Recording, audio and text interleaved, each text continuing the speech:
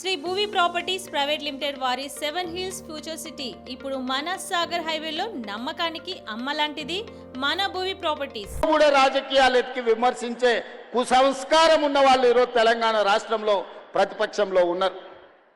ఆయన drugs don కాదు, mafia don కాదు, బ్యాంకులు కొల్లగొట్టాడు, ప్రాజెక్టులు కట్టి కూలగొట్టాడు, కమిషన్ల పేర్ల మీద 1000 కోట్లు కొల్లగొట్టాడు, ఫుట్బాల్ మైదానంలో అద్భుతాలు సృష్టించే మెస్సీ తెలంగాణ రాష్ట్రానికి వస్తే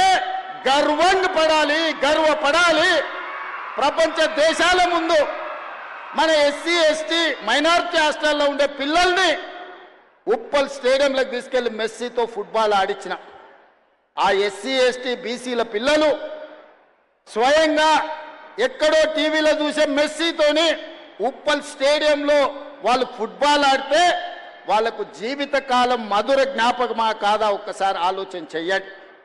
ఇవాళ క్రీడల్ని ప్రోత్సహించాలని ఒకవైపు నేను ప్రయత్నం చేస్తుంటే రాజకీయ స్వార్థంతో రేవంత్ రెడ్డి మెస్సీని వేస్తాడా అని కొంతమంది కడుపులో మసిమసి అయిపోతున్నారు.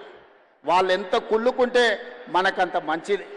ఆ కుళ్ళుతోనే ఇట్లాంటి కుతంత్రాలతోనే కృషించిపోయి ప్రతిపక్ష హోదా కూడా రాకుండా వాళ్ళు కొట్టుకపోతారని నేను సంపూర్ణంగా విశ్వసిస్తున్నా.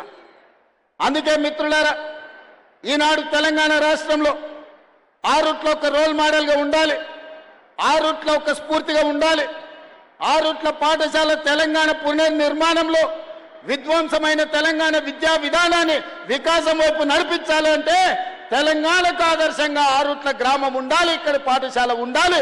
ఉంటుందని 100% నేను విశ్వసిస్తున్నా, నమ్ముతున్నా.